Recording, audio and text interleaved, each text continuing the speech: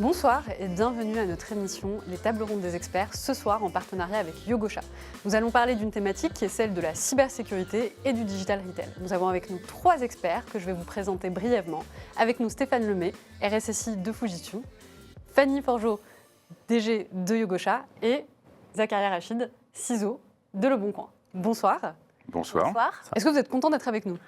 Très content. Très content. Alors, ce que je vous propose, c'est peut-être de vous présenter, de donner quelques éléments sur ce que vous faites et un peu votre parcours. Je commence par vous, Stéphane. Parfait, merci. Donc Stéphane Lemay, donc je suis RSSI et directeur sûreté, donc je cumule les 2 fonctions chez Fujitsu. Donc Fujitsu qui est aujourd'hui le quatrième fournisseur IT mondial, un groupe japonais, et puis on distribue aussi bien des produits que des services et du conseil. Fanny. Fanny Forgeot, donc je suis directrice générale de Yogosha, qui est une entreprise française de cybersécurité, une plateforme de sécurité préventive offensive, dont je vais avoir l'occasion de parler un petit peu ce soir. Et c'est une entreprise que j'ai rejointe il y a 5 ans, après un parcours dans une start-up consacrée à l'analyse des réseaux sociaux, et 4-5 ans dans la recherche fondamentale en sociologie au CNRS. Zakaria. Alors moi, c'est Zakaria Rachid, je suis le CISO du groupe Le Bon Coin, donc un site qui touche quelques Français. Pas mal quand même, on en entend beaucoup parler. Donc voilà, et ça fait un petit bout de temps que je travaille dans le milieu de la sécurité, donc côté technique, côté organisationnel, gouvernance, etc. Je connais très bien Yogosha parce qu'on collabore ensemble depuis quelques temps, c'est assez fructueux. Et Fujitsu, c'était la marque de mon premier ordinateur portable que je me suis acheté avec mon propre argent. Voilà. C'est gentil, c'est mignon. Alors, pour ceux qui ne me connaissent pas, je m'appelle donc Yasmine Douedi et je suis fondatrice de Risk Intel Media. Alors nous ne sommes pas seuls puisque nous avons un public qui nous suit ce soir en live. Je vais pouvoir vous donner quelques éléments des échanges qu'ils vont avoir puisqu'ils vont aussi interagir avec nous. Alors pour commencer ce sujet, on aime bien chez Risk Intel Media de contextualiser nos sujets. Et donc aujourd'hui on parle du digital retail, mais qu'est-ce que réellement le digital retail ? On voit aujourd'hui que les frontières entre les achats qu'on fait en ligne et les magasins physiques sont de plus en plus fines. Comment on définit le digital retail et puis surtout, est-ce que le commerce un peu à la papa qu'on connaît commence à disparaître ? Je commence par toi, Zakaria. Alors, c'est quoi le digital c'est quoi le commerce digital retail est-ce que le commerce à la papa disparaît ? C'est 2 questions assez sympas. Mais je pense que oui. Je pense que le commerce à la papa a déjà disparu. Hein. Ça fait longtemps qu'on ne voit plus des caisses à l'ancienne. Vous savez, celles qui s'ouvrent avec un petit bouton, il y avait une petite backdoor implémentée. On peut l'ouvrir. Exactement. Ça fait un petit bruit en plus. Ça fait longtemps que c'est des tablettes, ça fait longtemps qu'on paye avec des Game Boy, je pense qu'on les appelle de manière un peu familière. Donc oui, hein, ça a disparu et c'est en train de s'industrialiser. Hein. On va bientôt voir les QR codes, je pense qu'on va en parler, qui vont apparaître partout sur les cartes pour payer. Ils y sont déjà pour les menus, ils sont déjà implémentés dans certains restaurants et je pense que ça va encore augmenter de manière exponentielle. Fanny ? En fait, le retail est numérisé de partout. C'est-à-dire que même ce qu'on appelle le retail à la papa, c'est-à-dire les commerçants qui ont un commerce physique, sont digitalisés, enfin numérisés et utilisent des devices numériques, que ce soit pour la partie logistique, que ce soit pour le paiement, etc. Donc en fait, digital retail, j'ai envie de dire non, retail tout court qui est numérisé de partout. Après, je trouve que cette dichotomie qu'on peut faire entre les pure players, typiquement Le Bon Coin, qui ont démarré sur le web, et ceux qui ont démarré en physique historiquement, je pense qu'elle est intéressante et on va sans doute en reparler, parce qu'il n'y a pas, disons que la dynamique d'innovation et de numérisation ne s'est pas fait tout à fait au même rythme, et l'un a tiré les autres vers le haut, et ça me semble intéressant de conserver quand même cette dichotomie entre ces 2 types de retailers. Stéphane, vous en pensez quoi ? Alors, je ne peux qu'être d'accord. Alors, je vais peut-être apporter bien. une nuance. C'est vrai qu'au départ, on avait le retail pur et dur, hein, le magasin de papa. On allait dans un magasin, on prenait un caddie, on poussait, et puis on remplissait le caddie, on sortait, on payait. Donc ça, c'était le retail, hein, aujourd'hui qu'on appelle le B2C, de façon très générique. On a vu se développer à l'opposé le e-commerce, qui a complètement dématérialisé la relation avec le commerçant. Et puis entre les deux est surgi ce qu'on appelle le digital retail, en fait, qui est l'incursion du digital dans le retail. Tu le disais, Fanny, aujourd'hui, on a des commerçants, un peu à la papa, qui tiennent des boutiques, mais qui vont vendre à travers plusieurs canaux numériques. Donc je dirais que quelque part le digital retail est la combinaison du retail et du e-commerce, et parfois d'ailleurs au service d'une consommation de proximité. On peut très bien commander de chez soi et puis descendre dans la rue, récupérer les fruits et légumes qu'on a achetés en bas. Donc le digital retail, je pense, peut se définir par l'utilisation du digital très forte dans un retail qui n'est pas uniquement basé sur du e-commerce. Alors évidemment, les commerces captent nos données personnelles. Quelle est la typologie de ces données et comment elles sont exploitées ? Alors, les typologies de données, elles ne sont pas que personnelles. In fine, on va capter des données personnelles qui sont de façon classique, le nom, prénom, l'adresse lorsqu'on passe une commande, lorsqu'on va souscrire à un programme de fidélité. Alors les données vont s'enrichir avec la composition de la famille, par exemple. On reçoit tous à date anniversaire, à notre date anniversaire, ceux des enfants, voilà, un coupon pour aller dépenser un peu plus. Donc ça, c'est une première partie des éléments qui sont collectés de façon traditionnelle. On vient l'enrichir souvent avec des données de paiement, voire des cartes de crédit. Maintenant, nombreux sont les retailers à proposer des facilités de paiement à travers des programmes de crédit. Et puis on a derrière ça une troisième catégorie de données qui est peut-être la plus importante, la plus obscure. Ce sont les données qui sont collectées sur nos achats. D'accord ? Et c'est aujourd'hui le réel enjeu des retailers, c'est de travailler sur ces données pour améliorer non seulement leur vente, mais également l'expérience client. D'accord ? Aujourd'hui, on va parler de vente omnicanal.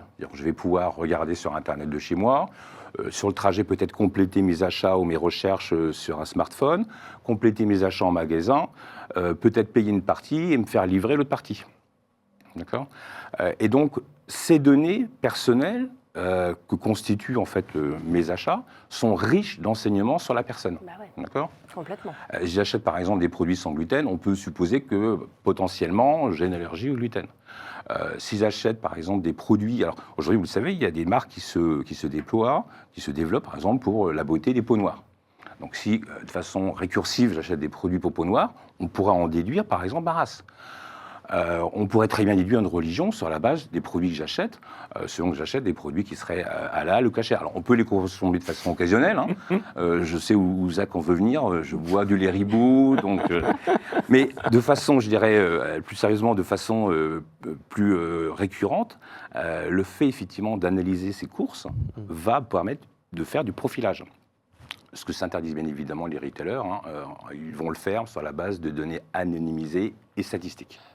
D'accord, très bien. Alors, évidemment, on le dit souvent, en tout cas nous, dans la cybersécurité, les cyberattaquants sont très innovants et surtout très opportunistes. Et donc, j'avais trouvé, et je pense que vous en souvenez, il y a quelques années, lorsque on a vu apparaître notamment des faux magasins en ligne, notamment pharmacieauvergne.com. Donc, je montre aux gens qui sont à distance l'image, qui se faisaient passer donc pour une pharmacie en ligne et qui proposaient donc des masques, mais également des gels, ce qui était en pénurie à ce moment-là. Et donc, moi, ma question, donc là, on voit le petit message qui était envoyé, le message de phishing. Donc, finalement, moi, ma question, c'est est-ce qu'on retrouve le même type d'escroquerie quelque part dans le domaine du retail? Et surtout, quand on fait du bug bounty, quelles sont exactement les vulnérabilités qu'on essaye de détecter? Zakaria? Alors pour le bug bounty, je me tournerai vers Fanny, où je parlerai sur le contrôle de Fanny après. Mais juste avant, tu as complètement raison. En fait, en effet, les attaquants réinventent les techniques et ils sont toujours en création, j'allais dire littéraire, mais sur numérique pour la peine. Mais ils réutilisent toujours et encore les mêmes techniques. Chez Le Bon Coin, on voit quotidiennement des attaquants qui essaient de recréer des Le Bon Coin, le bon-coin, des 0, des 1, des .fr, des .net, etc. Mais aussi des messages qui sont envoyés aux personnes, parfois des personnes même qui ne sont pas clientes chez Le Bon Coin. Il y a un Français sur 3 qui n'est pas sur Le Bon Coin, faut croire, et qui peut recevoir un message de spam, de CPF, de ce genre de choses. Donc ce type d'attaque qui existe depuis quelques années quand même, sont encore utilisées. Alors, nous, on essaie d'ailleurs, on a une veille technique d'Internet, que ce soit le deep web, comme on aime dire, le dark web ou l'Internet normal, pour essayer de les détecter. Et ces attaques-là plus le numérique, comme tu disais Stéphane, va s'intégrer, en fait, va s'insérer dans le retail et dans le commerce, plus les attaquants vont réutiliser ces techniques qui mettaient au goût du CPF. Alors, les attaquants, en fait, c'est comme des très bons commerciaux. Hein. Ils s'inspirent de ce qui se fait, ils le vendent, ils réadaptent leur technique au produit qui est à la mode.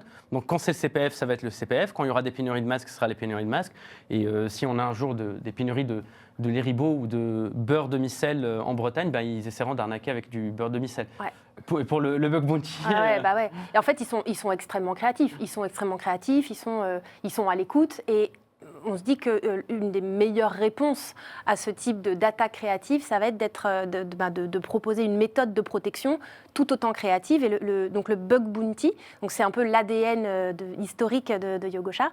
C'est quoi le principe? C'est que le meilleur moyen de se protéger, ça va être de s'attaquer soi-même. Ça va être de mobiliser d'une certaine façon la même créativité que les attaquants, que les criminels, pour aller tenter d'identifier des possibles vulnérabilités sur le système informatique d'un client. Donc ça peut être sur une application mobile, ça peut être sur un site de e-commerce. Pour prévenir notre client de l'existence de cette vulnérabilité, de la manière dont le chercheur, l'expert a trouvé cette vulnérabilité pour la corriger ensuite et pour éviter de possibles attaques. Et alors, la manière dont on peut illustrer l'usage du bug bounty dans le e-commerce, c'est typiquement, on va beaucoup intervenir pour protéger des applications mobiles. Donc voilà, les applications mobiles qui sont utilisées dans le cadre de transactions notamment, on va vérifier qu'elles sont sécurisées et qu'elles ne sont pas trouées et qu'elles peuvent être utilisées en toute sécurité. Et alors le risque on en parlait tout à l'heure, les données qui permettent de cartographier finalement le consommateur, qui permet de dire à partir d'une certaine date, il commence à acheter des couches, on peut en déduire qu'il y a un enfant, que la famille s'est agrandie. Voilà, toutes ces données qui sont éminemment sensibles, c'est un risque, mais il y a aussi des risques pour les e-commerçants, des risques autour des marchandises, autour de la perte de chiffre d'affaires, donc au-delà des problématiques de sensibilité de la donnée, RGPD, etc., il y a des risques de perte franche de revenus. Et donc, faire du bug bounty, c'est anticiper ces possibles pertes, anticiper ces possibles risques pour le retail. Alors, il est vrai qu'on pense souvent, en fait, finalement, aux consommateurs et pas aux commerçants. Est-ce que vous avez des exemples côté commerçant de choses qui ont pu se produire ? Alors oui, bien sûr. Alors je peux vous donner un exemple. Je vais évidemment pas citer le nom des clients, mais donc un e-commerçant, entre autres de meubles, qui en fait avait, je vais le résumer, avait finalement une faiblesse, une faille dans son site de e-commerce, qui provenait d'un ancien code de promo, d'une ancienne campagne de Noël, genre Noël 2020, qui n'avait jamais été fermée, qui était complètement inconnue par les DSI, les RSSI de l'entreprise, mais qui fonctionnait encore, donc avec un code de promo qui a été réutilisé par un de nos chercheurs et qui a pu commander, alors il n'a pas été au bout évidemment, mais qui aurait pu commander une dizaine de canapés en ne payant que les frais de livraison. Et donc voilà, c'est typiquement, et ça on pourra peut-être y revenir tout à l'heure, on appelle ça de la recherche de shadow IT, les espèces de petits sites ou de petites applications qui sont encore là, qui fonctionnent encore et dont on ignore l'existence. Notre boulot, ça va être d'essayer de les trouver, de les identifier, pour voir si ça ne représente pas des fenêtres, des portes ouvertes vers les données et vers un risque potentiel. Alors, on en parlait tout à l'heure, la question des QR codes et des tickets de caisse. Je pense que c'est le moment d'en parler rapidement. On a voulu faire un sondage donc avec Yogosha auprès de notre communauté. On a posé la question, donc on a les résultats sur l'écran et pour le public également. Donc, on a posé la question, est-ce que les QR codes sont-ils aujourd'hui sûrs en termes de cybersécurité ? Alors que je pense que quand on voit les chiffres, c'est assez frappant. Ouais. Bon, c'est une communauté de personnes en cybersécurité, donc 94% de plus de 548 personnes ont répondu non. Maintenant, pourquoi on a posé cette question ? C'est parce qu'il s'avère que le 1er août 2023, les QR codes vont venir remplacer les tickets de caisse. Donc, on ne vous donnera plus un ticket automatique, on devra le demander, on vous donnera un QR code. Nous, ça peut nous paraître un petit peu ubuesque, puisque c'est vrai que l'une des premières choses qu'on demande aux personnes, c'est de ne pas scanner un QR code. Moi, je voulais déjà vous demander, qu'est-ce que vous pensez de cette nouvelle réglementation qui arrive? Et puis, deuxièmement, qu'est-ce que vous pensez de la réponse du public? Alors, la nouvelle réglementation, alors, elle a deux vocations, c'est de lutter contre le gaspillage et puis de promouvoir l'économie circulaire. Donc, ça part d'un bon principe, on ne peut pas aller contre. Après, la réglementation en question, hein, c'est l'article 49, elle va juste préciser qu'on ne remettra plus de façon systématique à un consommateur un ticket de caisse en listant effectivement les différentes possibilités, en tout cas les différents cas d'usage qui vont entrer dans cette non-remise. Par contre, si le consommateur le demande, on lui remet le ticket de caisse. Ce que ne dit pas la loi, et ce qui est un peu aujourd'hui le fantasme, hein, c'est effectivement le remplacement, etc. Donc, on va trouver sur des sites de services publics très officiels des possibilités qui sont quand même offertes à la fois aux consommateurs et puis aux commerçants de pallier, ou en tout cas peut-être d'accompagner cette transition. Et donc les recommandations sont donc de soit fournir un SMS, donc la possibilité pour le consommateur sur son téléphone d'aller rechercher son ticket de caisse. On va lui proposer également le courriel. Alors c'est le même principe, hein, le consommateur fournit une information qui est personnelle pour en récupérer un ticket de caisse. Et puis on a le QR code. Alors, je serais un peu comme les répondants. En 94 ou 95% des cas, oui, un QR code, faut plutôt s'en méfier. Par contre, l'usage qui peut en être fait en magasin est sécurisé. D'accord. À la fois pour le commerçant, à la fois tout simplement pour la personne qui va, pour le consommateur. Pourquoi ? Le fait de demander à un client son courriel ou son SMS ne vous dispense pas, au titre du RGPD, de l'informer. Alors, informer un consommateur au moment du paiement de ses droits sur un terminal de paiement, de répondre par oui ou par non, je ne sais pas si c'est vraiment une information très éclairée. D'accord ? Par contre, de lui fournir un QR code, donc il y a une remise en main propre ou quasiment, sur laquelle il va pouvoir venir rechercher l'information de façon complètement anonyme, le commerçant est protégé, le consommateur est protégé, on a juste perdu pour le commerçant la possibilité de capter un peu plus d'informations personnelles. Par exemple, un consommateur qui n'a pas encore de programme de fidélité, peut-être de lui le proposer au travers le mail qu'on va lui renvoyer en lui disant « vous avez acheté chez nous, on vous propose effectivement de participer à notre programme de fidélité et puis on vous informe de vos droits au titre du RGPD. » D'accord ? Donc c'est sécurisé. Pour autant, je ne pense pas que ce soit aujourd'hui la solution qui sera privilégiée par les commerçants pour les raisons que je vous ai tout simplement expliquées. Fanny, Zacharia, vous en pensez quoi? Moi, je suis de l'avis des 6%. Si je reformule la question, le QR code est-il sécurisé? Bah oui. Le QR code, c'est quoi? C'est une donnée, en fait, qui est représentée graphiquement ou plutôt qui est représentée sous une forme graphique qui nous échappe. Qui échappe à notre esprit profane, qui n'est pas un ordinateur binaire qui marche avec des 0 et des 1. Donc on ne sait pas lire, mais tout simplement, on prend notre téléphone, notre scanner, qui va parser, pour utiliser des termes un peu techniques, qui va parser cette donnée et qui va la faire passer dans son système. Donc ce dont on a peur, c'est quoi? Il y a deux grosses attaques qui peuvent venir de là. C'est soit toutes les attaques de type ingénierie sociale, l'attaquant a remplacé le QR code en mettant son sticker, c'est ce qu'on a vu à la Poste, ou même il y a des gens qui l'ont envoyé en se faisant passer pour le Bon Coin ou toutes les grandes entités en disant, en vous envoyant vers un autre site pour que vous enregistriez, vous connectiez avec Facebook, avec votre banque, etc. Ou alors, ce QR code va vous envoyer vers un site qui vous force à télécharger, enfin, qui vous invite à télécharger un virus ou autre, ou un fichier malveillant, où il vous redirige vers une page malveillante avec telle et telle chose et qui va exploiter des vulnérabilités au niveau de votre portable. Donc en fin de compte, la faiblesse, elle n'est pas dans le QR code lui-même. C'est pour ça que je me fais un peu idiot pour illustrer mon propos. Mais c'est ça, c'est l'usage qu'on en fait. Donc finalement, c'est le fait que les personnes ne sont pas formées et sensibilisées à la sécurité, puisque l'incursion du numérique dans notre monde vulgaire de tous les jours, on n'a pas préparé les gens en fait. On n'a pas préparé pendant des années. La sécurité, c'est l'affaire des geeks. Vous savez, ceux qui sont au rez-de-chaussée, ils ne seront jamais au 7e étage. Ça, c'est la finance, la direction générale, etc. Bon, peut-être que chez Fanny, je sais, ils sont tous au même étage. Ça, c'est la beauté des boîtes françaises. Mais les gens normaux, en fait, ne sont pas formés à la sécurité. Donc, en fin de compte, ils sont ils ne sont pas formés et préparés aux attaques d'ingénierie sociale. De même, leurs téléphones ne sont pas à jour, l'hygiène informatique, je ne vais même pas parler de sécurité de l'information, l'hygiène informatique n'est pas appliquée. Combien de personnes installent routent leur téléphone ou autre et finalement exposent leur téléphone à des attaques comme ça. Par contre, on pourrait aussi continuer à travailler comme on l'a fait depuis quelques années, parce que maintenant c'est quand même sécurisé. Avec votre iPhone ou avec votre Android, vous pouvez vous connecter à un réseau Wi-Fi, etc., préparer telle configuration, préparer un appel, préparer un SMS. Mais si vous regardez les configurations, les scanners de base de vos téléphones Android et iPhone, principalement, il y a d'autres fournisseurs, eh bien, les passeurs de ces équipements vont vous faire une alerte, vont vous présenter le message, vont vous demander de confirmer si vous voulez vous connecter à tel réseau Wi-Fi avec tel mot de passe, etc. Donc, il faut continuer à pousser ces choses-là pour que ça soit la base.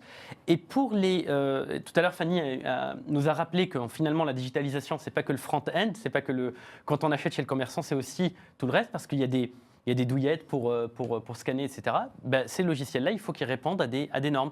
Donc, il faut qu'on travaille à avoir des normes sur les QR codes qui disent il faut que je sonne, il faut que j'affiche la configuration, et non pas que je l'applique bêtement quand l'utilisateur a scanné le QR code. Et toi, Fanny ? Je suis complètement d'accord. Enfin, moi, je ne suis pas du tout surprise et je suis même ravie que la majorité des gens, l'immense majorité des répondants pensent que ça n'est pas sûr en termes de cybersécurité. Mais le fait que les QR codes ne soient pas sûrs en termes de cybersécurité, ça ne veut pas dire que pour autant, il ne faut pas les utiliser. Et voilà. Et je pense que la clé, elle est dans qu'est-ce qu'on met en place en amont pour être sûr que ça ne représente pas une porte d'entrée vers de potentielles attaques. Je crois qu'on est d'accord. Donc, de façon intrinsèque, le QR code n'est pas insécurisé, mais c'est plutôt l'usage qu'on en fait. Ouais. Donc, si on devait recommander quelque chose, peut-être, c'est tout simplement de choisir des applications. On a le choix dans les applications qui valent de scanner. Et de les tester. Et en tout cas, c'est de s'assurer que l'application, avant de nous envoyer directement sur le lien Internet, nous propose de le visualiser et ne serait-ce que visuellement de le confirmer. Ouais. Alors, sans parler d'un tiers de confiance qu'on pourrait imaginer mettre en place, à minima, lorsque vous avez un QR code, avant de valider d'aller sur le site, assurez-vous de pouvoir le visualiser. Si vous voyez qu'au départ, ce sont des caractères cyrilliques, peut-être se poser la question. De caractère cyrillique ou pas, on a vu récemment la vulnérabilité sur les points zip, en fait, où le navigateur, avec un caractère Unicode, zappé, sans mauvais jeu de mots, et passé sur un site. Donc le retail va découvrir, alors je sais qu'ils ne découvrent pas l'informatique, je vais pas être aussi caricatural, mais ils vont découvrir ce que j'ai entendu tristement dans ma carrière, non mais personne ne s'intéresse aux données de tel ou tel organisme, pour ne pas en citer, qui disait non, en fait personne va penser à nous pirater. Si, bien sûr, maintenant il y a des gens qui vont penser à pirater l'épicière du coin, on disait la boîte à maman ou la boîte à papa, il y a des gens qui vont s'y intéresser parce que les attaquants, tout à l'heure tu disais qu'ils sont dans l'inventivité, mais ils sont aussi dans je sais plus qui disait, ils sont dans l'opportunisme. On voit quand il y a des guerres. Opportuniste. Oui, parce qu'en fait, ce que tu dis est hyper important, parce que en fait, l'attaquant, il va voler la donnée, mais en fait, la donnée en soi, il s'en fiche de savoir que machine, elle vient d'avoir un enfant. Par contre, après la donnée, il va la revendre, donc c'est double gain en fait. Oui, tout à fait. Et potentiellement, dans la donnée, il y a aussi des numéros de carte bleue dont il va pouvoir peut-être se servir pour aller acheter des couches. On l'a vu récemment avec une entreprise célèbre estonienne qui se trouve être le concurrent de Le Bon Coin, mais je ne vais pas en parler aujourd'hui. On ne nommera pas. Je ne vais pas nommer cette entreprise. Alors, c'est intéressant de vous parler des données. Oui. Moi, j'aimerais savoir aujourd'hui qui détient les données, par où transitent-elles, et est-ce qu'il y aura un tiers de l'ombre dont on ne connaît pas l'existence, mais qui serait intéressant peut-être de le mentionner? Ah bah oui, il y a des tiers de l'ombre dans plusieurs entreprises. Ils sont partout. Il y a plusieurs tiers de l'ombre. J'en parle beaucoup, j'en parle très librement, puisque chez Le Bon Coin, on se refuse d'en avoir. Alors, on a une grande direction liée à la donnée. On a des grands data lakes, on analyse les données qui sont, comme l'a rappelé Stéphane, c'est des données techniques. On ne collecte pas des données personnelles sur les gens, sur leurs agissements, etc. Par contre, on se refuse de faire intervenir, de revendre les données qu'on a chez nous. On se refuse de céder les données qu'on a de nos clients, de nos partenaires, à des tiers. Mais il suffit de naviguer sur des sites de presse, de gauche, de droite, du centre, pour voir que vous avez plein de plugins qui s'activent. Il y a plein de mouchards, c'est comme ça qu'on les appelle en bon français selon l'ANSSI, qu'il y a plein de mouchards qui récoltent vos données, qui l'envoient à des tiers, qui eux font ces analyses et qui font cette intelligence liée à la donnée. Et c'est aussi, je pense, par simplicité, parce que les nouvelles entreprises qui veulent faire leur digitalisation, je pense que c'est le mot qui était à la mode pendant très longtemps, eh bien, ils vont s'appuyer sur ces tiers de l'ombre, comme tu les appelais, que l'on dit tiers de confiance, et qui vont pomper, excusez-moi de l'expression, des données jusqu'à ce qu'il y ait des scandales. On en a vu dans la presse les 10 dernières années, et qui se fassent pirater par des pays voisins ou encore plus loin. Après, il y a ces tiers de l'ombre, mais il y a aussi les tiers qui sont peut-être moins malveillants par définition, qui sont les prestataires qui peuvent représenter autant de fragilité pour une entreprise. Et notre co, c'est d'aller tester la solidité du site de e-commerce de notre client, mais aussi de toutes les possibles applications qui sont connectées à l'écosystème. Exactement. Voilà. C'est ce que tu disais tout à l'heure, en fait, et moi, parfois, c'est ce qui fait aussi la différence quand je reçois un rapport de bugs et quand on le débat avec nos équipes, c'est la partie cartographie aussi. C'est ça aussi, de nous dire, tiens, il y a tel élément, il y a tel device ou il y a telle injection dans une page. Est-ce que c'est normal? Est-ce que c'est vraiment des choses qui nous permettent, en fait, aussi de parler d'exploitation, de possibilités de fuite de données ou autre, etc. Ouais, tout à fait. Alors, ces opérateurs ne sont pas tous dans l'ombre. Oui. Il y a des opérateurs, je ne vais pas le citer, mais il y a un reseller B2C national, français, très connu, aujourd'hui, qui propose en termes de services de revendre ces données, alors de façon anonymisée, elle les revend soit tout simplement aux producteurs de ces produits finis qu'on achète tous les jours, mais également à des fins publicitaires. Aujourd'hui, vous avez les ad screens dans les magasins, vous levez la tête à la caisse, vous avez de la publicité pour le retailer, et puis vous avez de la publicité pour des produits qui sont revendus chez le retailer. Et en fait, cette publicité est revendue, mais sur la base d'informations qu'aura également revendu le retailer à ses fournisseurs. Aujourd'hui, l'information qui est collectée en elle-même, alors elle est riche, mais elle n'est pas suffisante. Vous avez des informations organisationnelles sur le client, des informations personnelles, mais il faut les enrichir. Les enrichir, par exemple, avec des données de géolocalisation. D'accord ? C'est-à-dire que quand vous avez un consommateur qui va passer à côté d'une chaîne de magasins ou de partenaires, c'est peut-être lui faire savoir qu'il y a une promotion et s'il s'arrête à 5 minutes là à côté, il peut en profiter. Vous avez tous, je pense, une application de géolocalisation ou d'aide à la conduite sur vos téléphones mobiles. Vous avez pu remarquer que de temps en temps, on vous propose, on vous demande, etc. On collecte de l'information. Alors, pour l'instant, elle est quand même peu utilisée, mais aujourd'hui, l'information collectée par les retailers n'a de réel intérêt que lorsqu'elle est justement enrichie. D'accord ? Donc on fait appel à des marketplaces de données. Alors ils ne s'en cachent pas, c'est pas visible pour le grand public, mais ça existe. D'accord ? Il faut le savoir. Et ça fait partie justement de la digitalisation. Aujourd'hui, on parle souvent du customer journey. On va commencer à la maison, at home, on the way, at the shop, et puis après, on a la partie pre-sales, la partie carte de fidélité, etc. Et pour avoir ce customer journey, tout simplement, on va l'enrichir par exemple avec des données de géolocalisation. Je me rends chez mon retailer favori pour récupérer les courses, on me fait savoir que juste à côté, j'ai aussi une promotion et je peux en profiter. Alors, on va profiter pour prendre une des questions du public, justement pour rebondir sur ce qu'on est en train de se dire. Et donc, la question est la suivante. Les tickets de caisse émis par les supermarchés et autres sont-ils une atteinte à la vie privée? Où vont les infos écrites? Je pense que quelque part, ce sont des données à caractère personnel. Est-ce que ceci reste privé? Le ticket de caisse, c'est-à-dire le ticket de caisse actuel? Oui. Alors, ça dépend si le consommateur a une carte de fidélité ou pas, s'il a déjà été préenregistré. S'il n'a pas été préenregistré, non, normalement, le numéro de carte bleue n'apparaît pas. Il est largement masqué. Donc, la réponse est non. En revanche, s'il est enregistré, là, oui, il peut y avoir le nombre de points. Donc, il peut aussi donner des informations sur la loyauté du client. Donc, oui, il y a plusieurs scénarios. Mais je pense que le ticket de caisse, il finit où? Il finit à la poubelle? Ou il finit...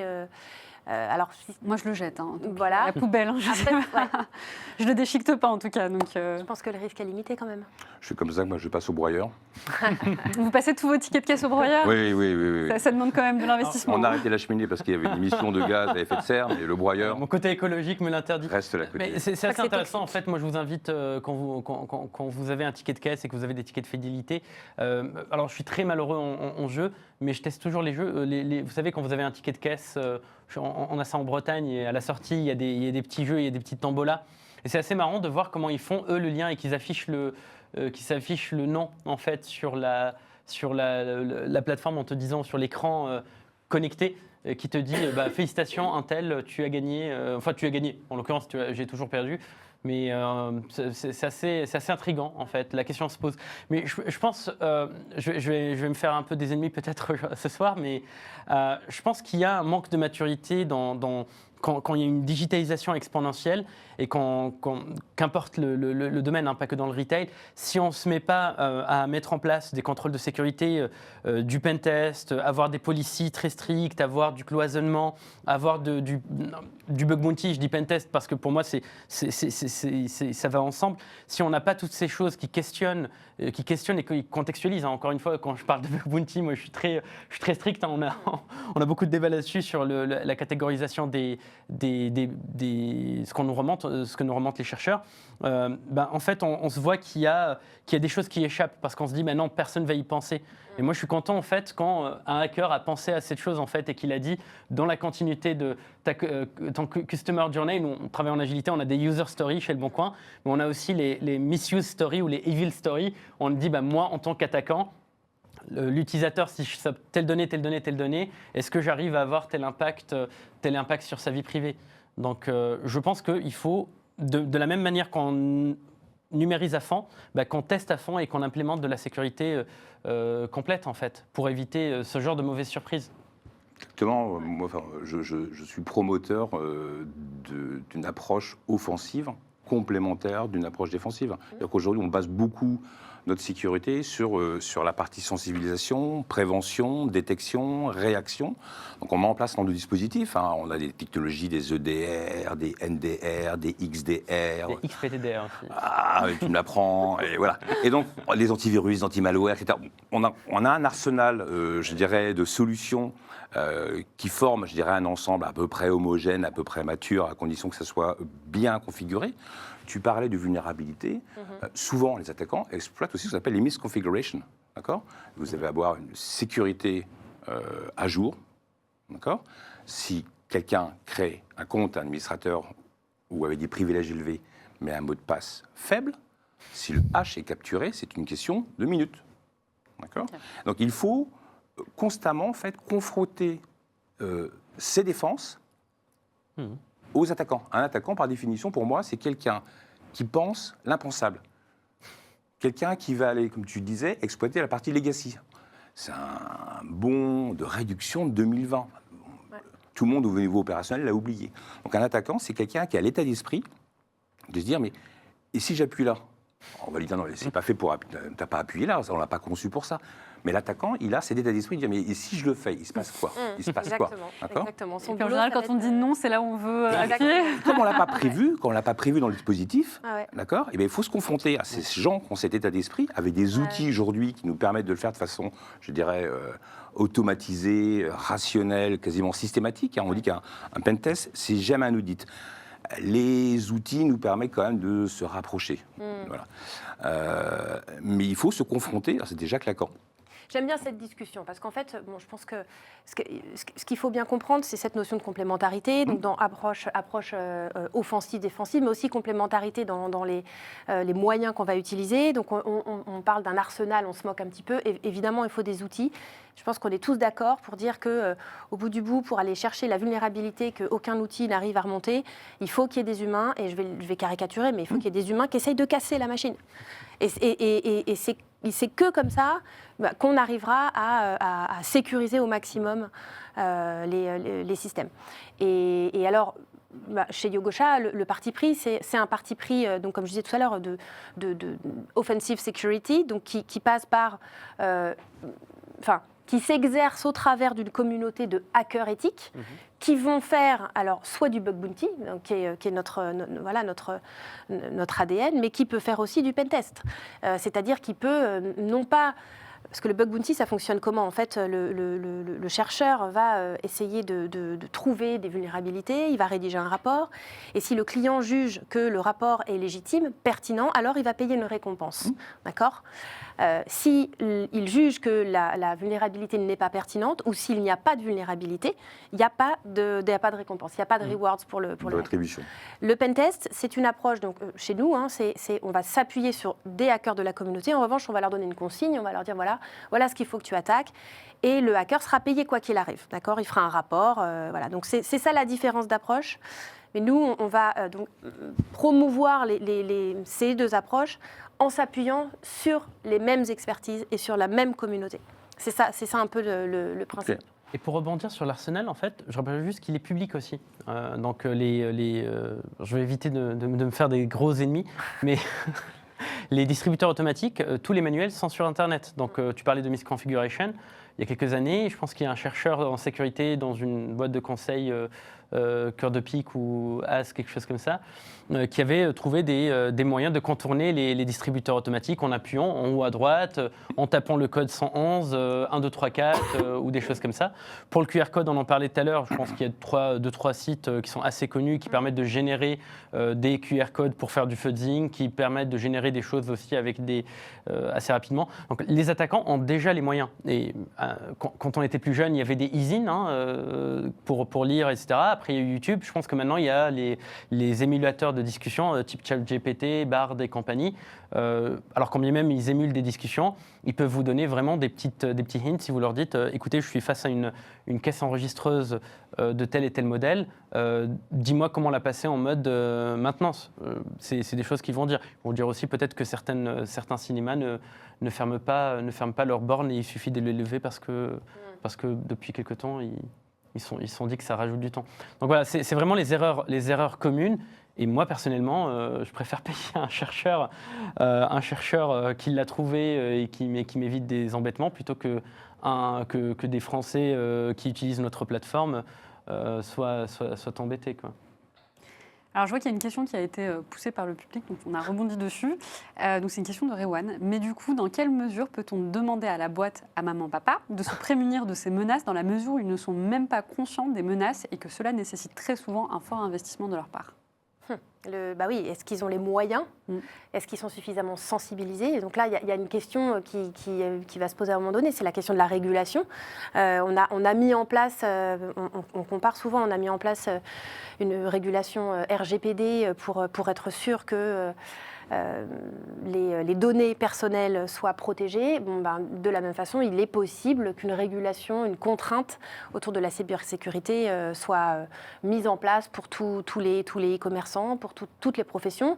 Aujourd'hui, c'est ce qui est en train d'arriver dans le milieu bancaire avec la régulation qui s'appelle DORA, qui va nécessiter pour toutes les banques, toutes les entreprises bancaires, assurances, de mettre en place des tests de sécurité. Voilà, on peut imaginer que ça va être imposé à la totalité des business en Europe.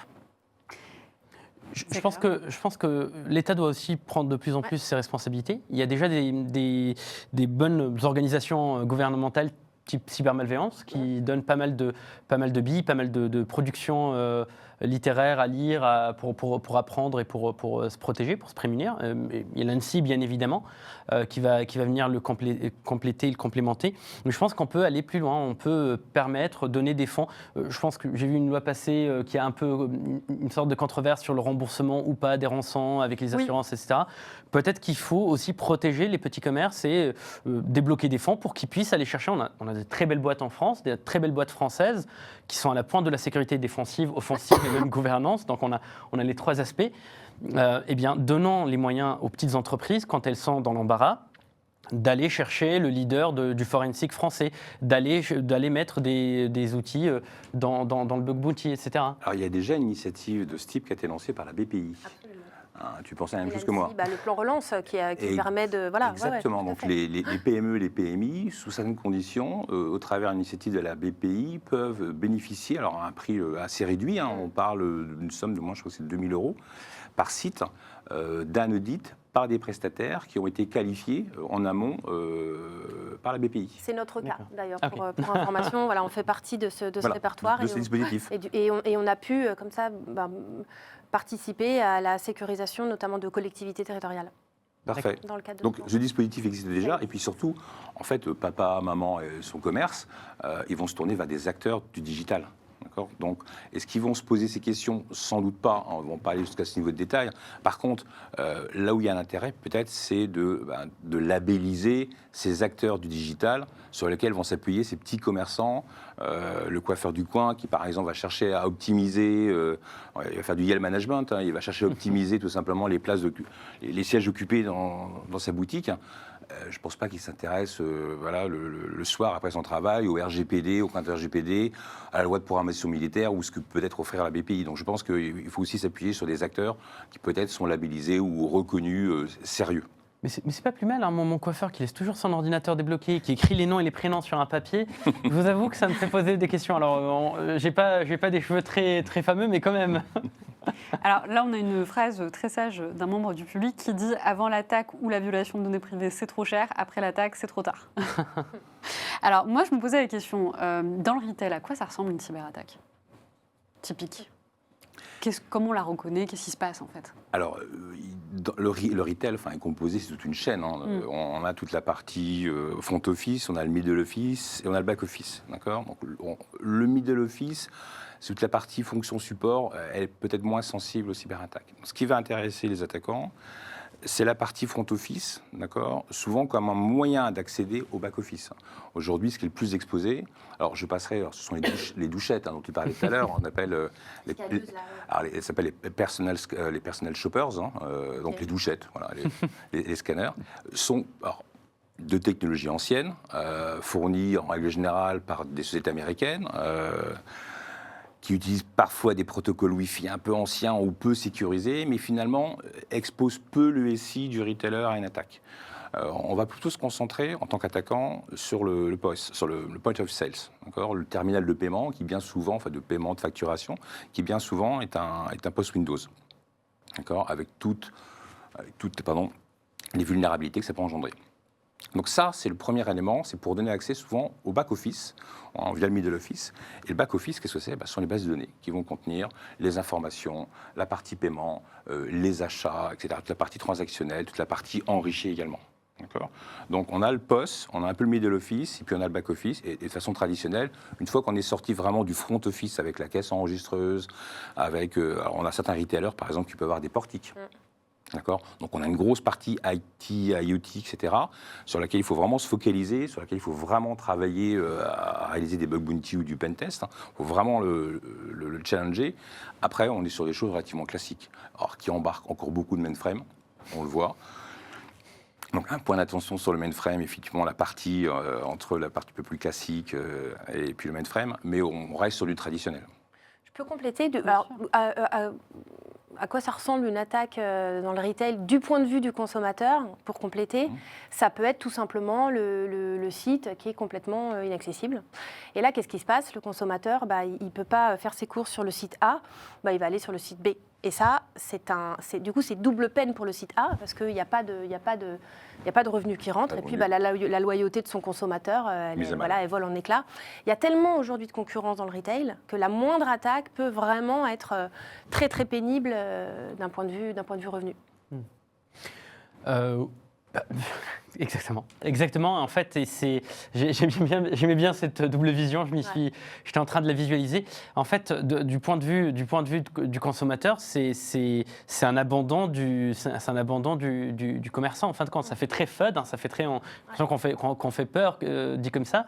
Mais je pense qu'il y a une agence, alors qui fait pas du retail, mais une agence de voyage qui est clouée, qui est crucifiée dans tous les articles, dans tous les réseaux sociaux. Peut-être à raison, diront certains. On peut peut-être préciser qu'il y a eu une fuite de photos de passeport, c'est ça? Photos de passeport, exactement. Et c'est parce que, comme vous l'avez dit, en fait, c'est sur toute la chaîne, l'attaquant, il est opportuniste. Il va s'attaquer au portique et tous les éléments IoT, encore une fois, connectés, qu'on a connectés à la va-vite, parce que c'est ce que tu disais tout à l'heure, en fait, la plupart des gens ne sont pas mécaniciens. Ils ont une voiture, mais ils savent pas remplacer toi le premier, le joint de culasse ou la roue ou autre. Donc c'est la même chose en informatique et ils achètent le nouvel élément, la nouvelle boîte qui marche du feu de Dieu parce que le commercial a dit que ça allait être le cas, que le marchand a dit que ça marchait. Donc ils ont plugué tous ces éléments, ils ont tous plugué sur le même réseau. La caméra voix IP la caméra IP qui est pluguée sur le même réseau. L'attaquant il va rentrer par n'importe où, soit par les éléments informatiques, soit par les éléments humains. Nous, on a systématiquement une formation de nos équipes service client pour pas qu'ils divulguent. Alors là, on parle d'attaque informatique au sens numérique, mais pour pas qu'ils divulguent des informations, des données sensibles, s'il y a un ingénieur CCL qui les appelle et qui se fait passer pour une personne qui veut récupérer son compte ou qui veut récupérer des informations ou autre sur telle ou telle personne. Donc il y a un ensemble d'éléments, et ça dans le retail, on le connaît très bien, puisque dans le retail, vous avez ce qu'on appelle l'ingénierie sociale. Alors nous, on met un fancy word pour ajouter des zéros sur les fiches de paie de RSSI, mais l'ingénierie sociale, c'est les arnaques. Et les arnaques, vous n'avez pas besoin d'éléments financiers pour le faire. Et donc, le retail connaît très très bien les pertes d'argent, les arnaques, les achats, etc. Donc, j'illustrais ça par un très mauvais moment au COMEX si on n'avait pas bien fait les éléments, si on ne les avait pas bien sensibilisés, si on n'avait pas une approche par le risque. Sans faire de mauvais jeu de mots par rapport à notre Pour compléter ce que tu as dit, en fait, ces attaques ne sont que la conséquence de la digitalisation que ce qu'on appelait autrefois la démarque inconnue, la fauche. La fauche. D'accord ? Donc on est passé à quelque chose de physique qui nécessitait d'être en magasin et qui était parfois interne aussi. On l'a digitalisé et on l'a rendu accessible à distance, ni plus ni moins. D'accord. Alors, justement, moi, je voulais rebondir sur ce que tu disais, Sacharia, parce que justement, je comptais en parler. C'était effectivement, derrière les cyberattaques, on a de la technique, mais pas que, on a de la manipulation, parfois, surtout. Et justement, il y avait une arnaque qui tournait justement sur le Bon Coin, où des personnes qui vendaient donc des objets recevaient un mail comme quoi le paiement a été effectué, donc envoyaient l'objet, la télé, le canapé, que sais-je, et se rendaient compte finalement que le paiement n'avait pas été réalisé. Pourtant, le Bon Coin sensibilise, puisque le Bon Coin le dit très bien. Si vous recevez un email, vous ne lui faites pas confiance, parce que ça peut être copié, ou voilà, il y a des falsifications derrière. La confirmation ne se fait que sur la messagerie interne de l'application. Et donc moi, ma question, c'est en tant que, pour le Bon Coin, est-ce qu'il y a une responsabilité derrière, finalement, à sensibiliser aussi le public ? Alors, nous, le Bon Coin, on a, comme tu as dit, on a un ensemble de contrôles techniques qui sont présents sur le site, alors que ce soit le chat, principalement. Le chat, si vous envoyez un numéro de téléphone, il est automatiquement censuré. Et si vous envoyez une adresse Internet, c'est automatiquement bloqué. Et comme tu l'as dit, nous rappelons dans notre FAQ qu'il faut passer par le chat, c'est le principal moyen. On rappelle aussi que si vous avez un 07 qui vous contacte, maintenant tout le monde a des 07. Il y a une dizaine d'années, quand je disais ça, c'était. Maintenant, ça fait vraiment vieux de la vieille. Quand vous avez un téléphone qui vous appelle ou qui vous dit, qu'il essaie de vous sortir de ce contexte sécurisé, nous, on ne va pas pouvoir vous accompagner et de manière proactive. On a notre petits algorithmes qui vont vous protéger, qui vont détecter ces attaques. Et les attaquants, à chaque fois, ils ont essayé de nous outsmarter. Et finalement, on leur dame le pion. Et ils ont remplacé, pour la petite histoire, comme on bloque les numéros de téléphone, ils ont remplacé par des emojis. Plutôt. Donc nous, on a amélioré notre algorithme. Et finalement, c'est un algorithme apprenant. Bravo à nos équipes data pour la peine. Mais par contre, on ne bloque pas, on ne peut pas bloquer les gens. On ne peut pas interdire. Pour la petite histoire, moi, j'aime bien acheter avec de l'argent. Je suis vraiment à la vieille. J'aime bien toucher le liquide. Je ne sais pas pourquoi j'ai ce problème. Ma compagne, au contraire, elle n'achète que avec le paiement sécurisé. Mais même si j'achète en liquide en dehors du chat, en fait, et en dehors du site, eh bien, je parle toujours dans le chat. Comme ça, si jamais il y a une arnaque, je peux toujours aller déposer plainte et je peux toujours utiliser les moyens pour dire tenez, voilà ce qui s'est passé. Il y a eu une arnaque, il y a eu quelque chose, et on peut le constater puisque notre chat le permettra. On renvoie aussi vers cybermalveillance, j'en ai parlé tout à l'heure. Si on se balade sur la FAQ, on renvoie vers ces éléments-là. Par contre, notre responsabilité, juridiquement, je ne peux pas rentrer chez les gens et aller leur dire mettez vos ordinateurs à jour, faites ci, faites ça. Par contre, malgré tout, j'allais dire, on fait toute une veille sécurité sur Internet pour essayer de trouver les malfrats. On ne fait pas de hackback, on est français et on respecte la loi. Par contre, on envoie tout aux autorités compétentes et on demande la suspension des sites Internet, etc. Parfois avant même que leur campagne soit envoyée. Et ce que tu as dit tout à l'heure, en fin de compte, l'arnaque ne se fait pas sur le site Le Bon Coin. Oui, tout à fait. Mais l'arnaque utilise l'imagerie Le Bon Coin pour faire croire en fait que vous êtes sur le site Le Bon Coin, que tu te logs sur le site Le Bon Coin ou tel réseau social, ou sur TikTok ou sur Instagram, etc. Ils vont essayer de te sortir de cet environnement sécurisé pour pouvoir mieux t'arnaquer. Tout à fait. Et justement, Le Bon Coin, finalement, quelque part, vous faites de la sensibilisation, puisque c'est dit sur votre site. Si vous recevez un mail, Oui, vous ne lui tout faites à pas fait. confiance. Tout échange se fait sur la messagerie Tout à interne fait, de et on fait des mailings, on a des mailings. Alors nous, on essaie de pas trop embêter les gens avec des choses qui sont pas au cœur de leur intérêt, mais on fait des mailings pour rappeler aux gens, attention, ne faites pas ci, ne faites pas ça, ne donnez jamais votre mot de passe, changez-le. Alors il y a aussi l'authentification forte, hein, Le Bon Coin, on a l'ensemble des sécurités. J'aime bien comment Fanny dit oui, parce que moi, je le rappelais, on est obligé de tripler, quadrupler nos crimes pour inviter les chercheurs, les attaquants à essayer de trouver des vulnérabilités. On est très ancré dans ce milieu de la sécurité. C'est vraiment une des plus grandes boîtes tech françaises actuelles. On a 700 personnes côté Product and Tech et on a du MFA. Vous pouvez voir vos sessions, les fermer, etc. Il y a un truc qui est super important dans ce que tu es en train de dire. Alors après, parmi les gens qui nous écoutent, je ne sais pas s'il y a des papas et des mamans dont on parle tout à l'heure. En fait, on dit la sécurité, elle repose sur les utilisateurs, etc. Mais non, en fait, la responsabilité, elle est dans des boîtes comme la tienne, comme la tienne. Je pense que et la responsabilité de l'État aussi dans les régulations et dans les campagnes de sensibilisation, etc. Je pense que c'est compliqué de blâmer les gens en disant ouais, bon, ils sont pas prudents, ils font n'importe quoi, ils scannent un QR code dans la rue. Bon bah ouais, ok. En fait, soyons malins, anticipons et ne les blâmons pas voilà, de se faire avoir quand ils commandent un truc par le mauvais canal, quoi. Souvent, dans les organisations, on demande qui est responsable de la sécurité. Alors, le raccourci, on le connaît, hein, Zach, le RSSI. Voilà, ça, c'est le RSSI. En fait, non. En fait, qui est responsable de la sécurité ? Toutes les parties prenantes d'un écosystème sont conjointement responsables de leur propre sécurité. En étant responsables et en prenant cette responsabilité, en acceptant cette responsabilité pour les autres, d'accord, on protège l'écosystème. Donc, dans une entreprise, ce sont les utilisateurs, c'est le RSSI, c'est le board qui doit prendre aussi ses responsabilités. Dans le cas de retail, c'est aussi le consommateur. On ne peut pas être complètement naïf. Oui. Donc, voilà, on a tous un consommateur qui va l'acheter sur Internet. Il ne passe pas son temps uniquement sur les sites de retail. Je pense qu'il va de temps en temps regarder un peu l'actualité, peut-être les informations sur la cybersécurité, etc. Voilà. Donc, on est tous responsables. D'accord. Après, on a, nous, je dirais, au niveau responsabilité sociétale, des responsabilités qui sont supérieures, d'accord, puisqu'on va fournir, alors, dans le cas de Fujitsu, en tout cas, on ne fournit plus de produits B2C, on est souvent sur du B2B. Mais on a néanmoins des responsabilités partagées avec les acheteurs, les consommateurs, les producteurs. Et on a aussi une responsabilité industrielle, j'ai envie de dire. Ouais. Et c'est pour ça que Le Bon Coin, en fait, investit. Quand je vous dis qu'on est 750, c'est pas un centre de coût, c'est vraiment c'est un centre d'excellence pour nous dans l'entreprise. C'est un tiers, je pense, de notre entreprise actuellement, ou même beaucoup plus. Non, c'est presque la moitié. On doit rendre un peu à notre société, on doit participer à des tables rondes comme ça avec des experts de la sécurité, à des forums. Alors, je vais en égrener quelques-uns, RootedCon, Le Hack, pour parler vraiment des forums hackers qui ne sont pas très commerciaux, mais il y en a plein d'autres. Hein. Je pense qu'il y a un summit. Le Purple Pill Challenge bientôt, avec Gaucha d'ailleurs. Il y a le Purple aussi où je dois. Oui, le Purple Pill bientôt. Où on va venir.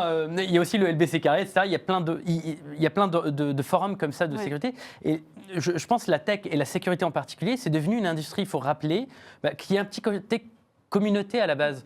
C'est pour ça que j'aime beaucoup les bug bounty. Hein, et on en a deux grands en France. Et moi, ça m'emplit de fierté. Il faut rendre à cette communauté. Il faut travailler avec cette communauté. Et la solution, tout à l'heure, on le disait, c'est pas que dans les boîtes magiques. Moi, j'ai des commerciaux toute la journée qui essaient de me vendre. Je vais passer pour un anti-commercial primaire. des boîtes magiques qui sécurisent, qui machin. Non, la notion, elle est dans la connaissance qu'ont les gens. Eh bien, partageons le savoir pour que tout le monde puisse le transmuter en connaissance et qu'on puisse sécuriser et n'ayant pas peur de dire je me suis fait pirater, je risque de me faire pirater, etc. Toutes les boîtes se font pirater. Le risque zéro et ont des incidents pas. de sécurité. Les sociétés, en tant qu'ancien auditeur, je peux vous le dire, les boîtes qui vous disent on n'a jamais eu d'incident de sécurité, soit ils vous mentent, soit ils sont dans la caverne de Platon, mais au fond à gauche. Hein, ils sont bien. Ou alors ils sont sur la liste, mais c'est pas encore leur tour. Voilà, c'est pas encore sorti. Ils se sont fait pirater, ils le savent pas encore. Justement, on a le commentaire d'un internaute qui pose la question. J'ai vu le dernier scandale de Voyageurs du Monde où il y a eu un data leak énorme de passeports et autres données sensibles des clients. Il a indiqué dans les médias qu'on en faisait trop et qu'il ne voyait pas trop où était le problème. Est-ce que les acteurs du retail sont à ce niveau d'inconscience ou sont-ils un peu plus responsables quand même ? Alors là, on va nous demander de pointer du doigt, parce que je ne pense pas qu'ils soient tous inconscients à ce point. Moi j'ai des noms. Ce qui est pointé malheureusement chez cet acteur, ce n'est pas tant le fait qu'il se soit fait pirater. Tu l'as dit, Oui, c'est vrai. d'accord. Faut pas Ça arrive, tabou, ça va arriver, et il faut arrêter effectivement de jeter l'opprobre sur les victimes de cyberattaques. On connaît toutes les entreprises qui ont été victimes, mais qui n'ont pas connu d'impact ou de destin funeste. D'accord ? Donc l'attaque existe, d'accord ? On est au quotidien à lutter contre, à se préparer, à anticiper, d'accord ? Je pense que le côté offensif contribue très fortement justement à se préparer, mais il faut arrêter cette côté victimisation, d'accord ? Moi je milite au contraire pour un retour d'expérience de toutes ces sociétés et organisations attaquées, d'accord ? Pour une redistribution de ces retours d'expérience à la communauté. Tu le disais, c'est important de travailler sur la communauté, donc il faut déjà arrêter de victimiser.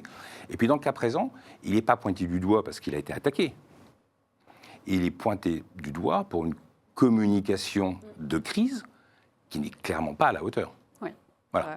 D'accord ? C'est pas tant le fait qu'il soit fait attaquer, c'est le fait qu'il communique en disant ils font les malins, mais en fait ils n'ont rien pris.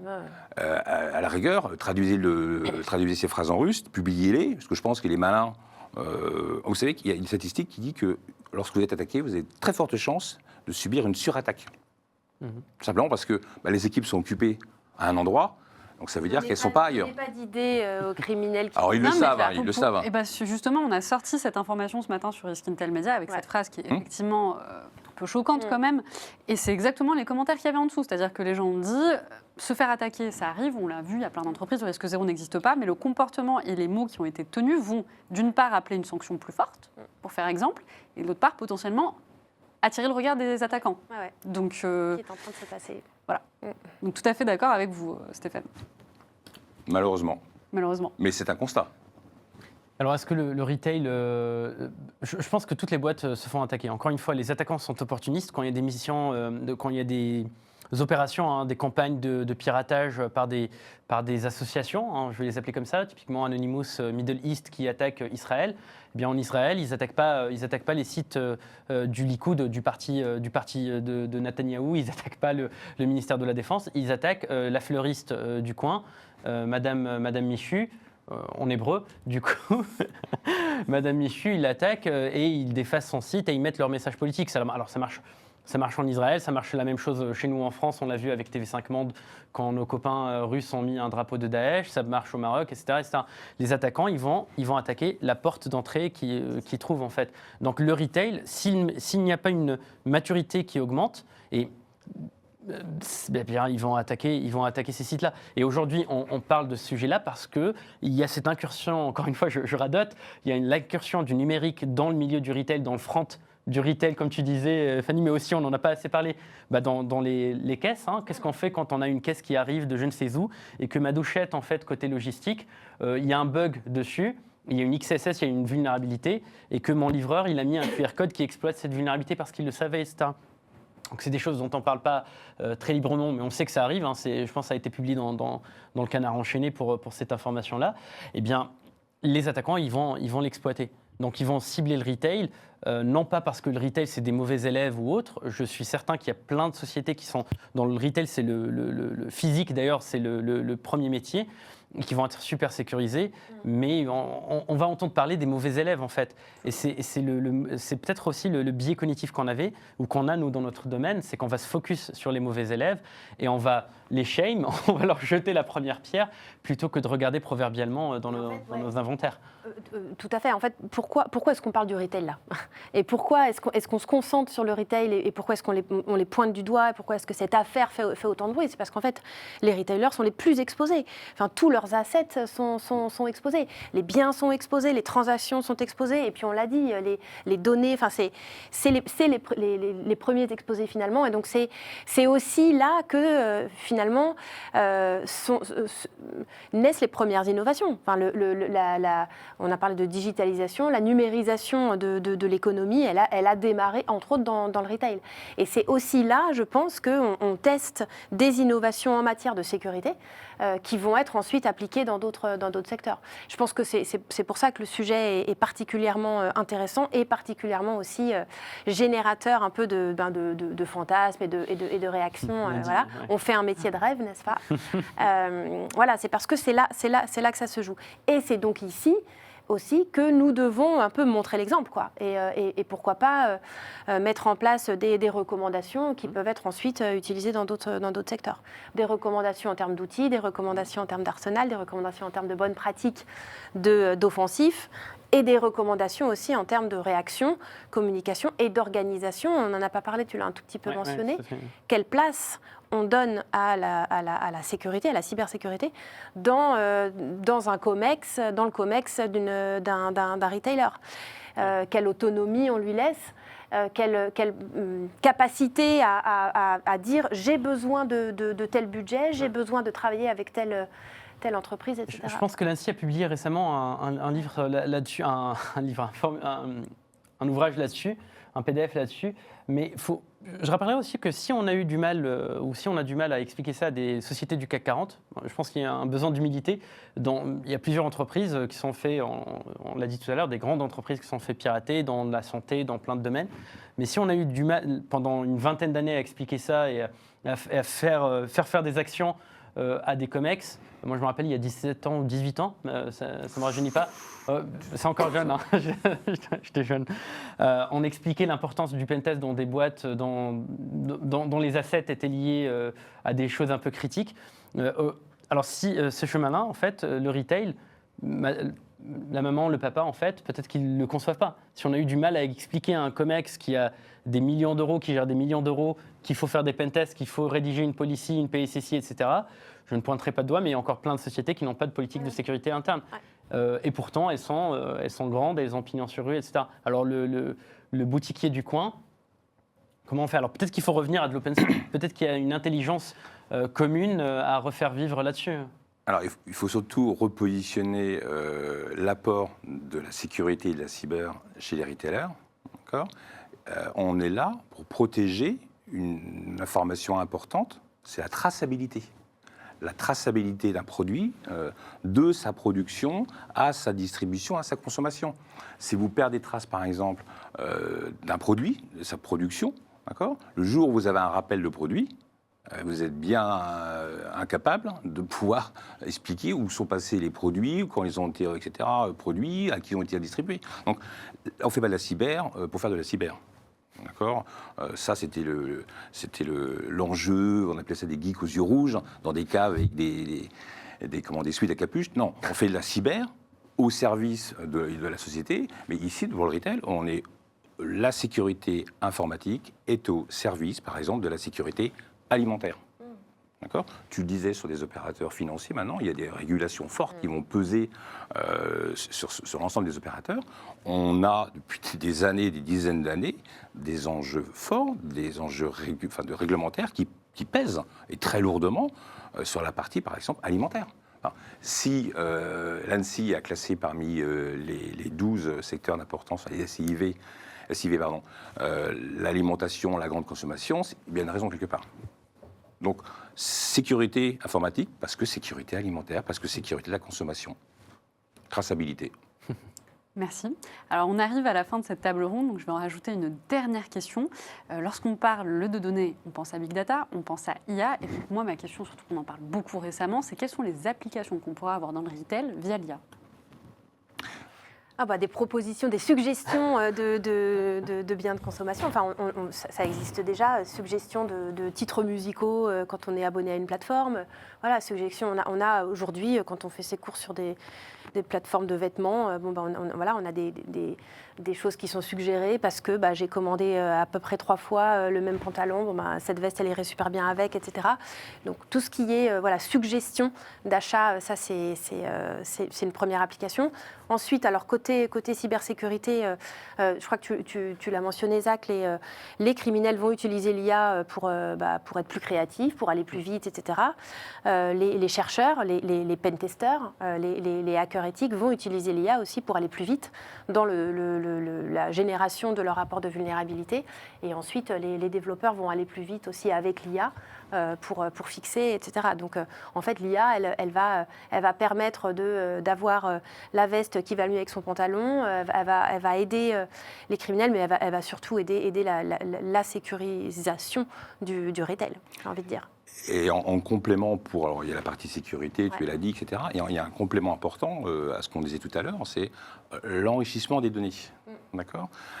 Aujourd'hui, un consommateur qui viendrait par exemple sur un drive récupérer des informations, des denrées qu'il leur est commandées via une adresse temporaire en payant en liquide, d'accord. Aujourd'hui, j'aurais la possibilité de dire ce consommateur-là, en respectant le RGPD, il est passé 3 fois cette semaine. C'est un bon consommateur.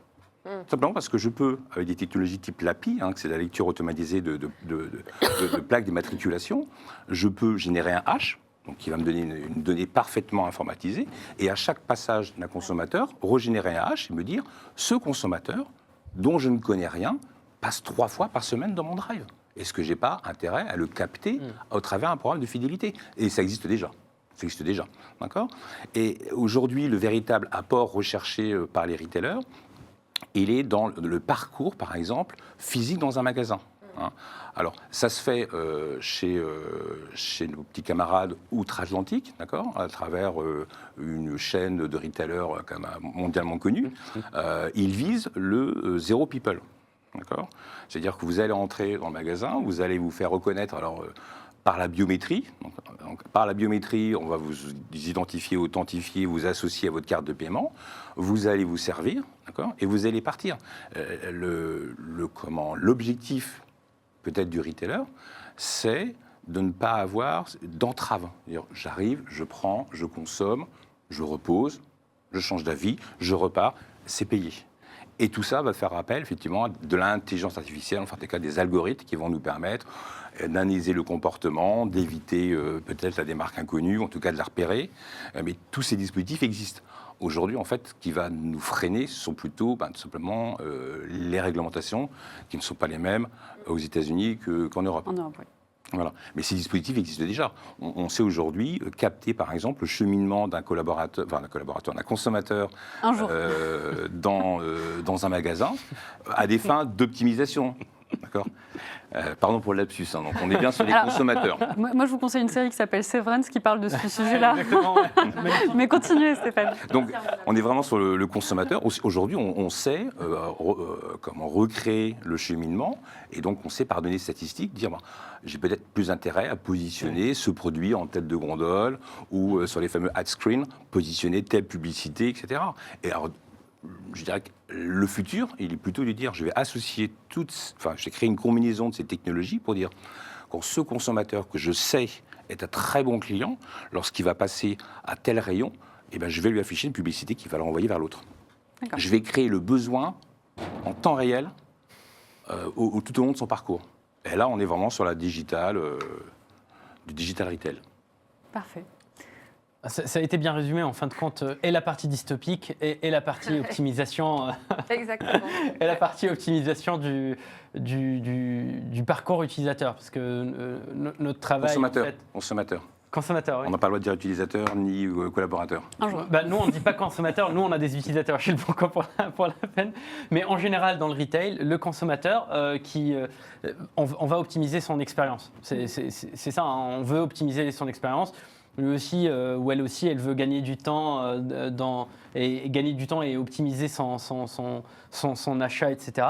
Et je pense en fait, donc au-delà même des aspects qui peuvent paraître un peu trop mercantiles, je pense que ça va nous accompagner à se débarrasser des third parties qui sont un peu occultes, tu disais Fanny, qui sont un peu dans l'ombre, ouais. qui sont tapis dans l'ombre et qui Et donc aujourd'hui, c'est le principal fonction. Leur principale fonction, c'est cette manière d'analyser, de pouvoir dire combien de policiers fréquentent tel ou tel site de presse, etc. Et quand ils se font pirater par des attaquants étrangers, ça nous met dans l'embarras. Je pense que, et tout à l'heure tu as mis le doigt dessus, ça va améliorer la capacité d'analyse, puisque l'IA, c'est du computing. En fait, alors on l'appelle l'IA d'ailleurs, elle n'existe pas. C'est les ChatGPT, Bard et compagnie, c'est des émulateurs qui émulent. D'ailleurs, je leur ai posé 2-3 questions. C'est pas demain que ça va remplacer les équipes. Moi, j'ai posé des blagues carambar, j'ai pas eu de réponse. Non plus.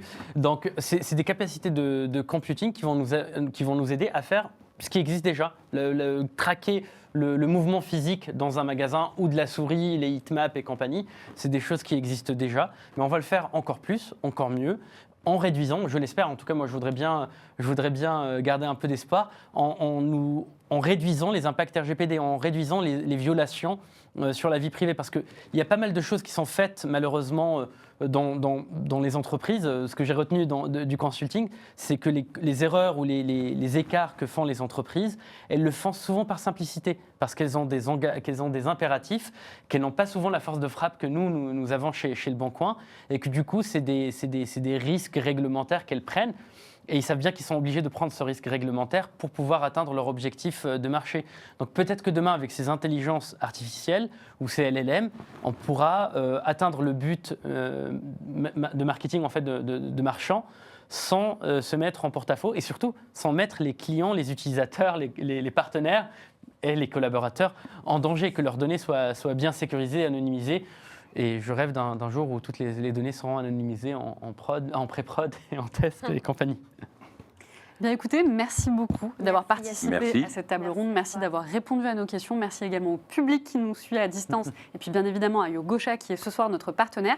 D'ailleurs, Yogosha vous propose un livre blanc sur la question du bug bounty. Pour ceux qui ont déjà coché, vous le recevrez prochainement. Et ceux qui n'ont pas coché cette case, vous pouvez nous le demander par mail.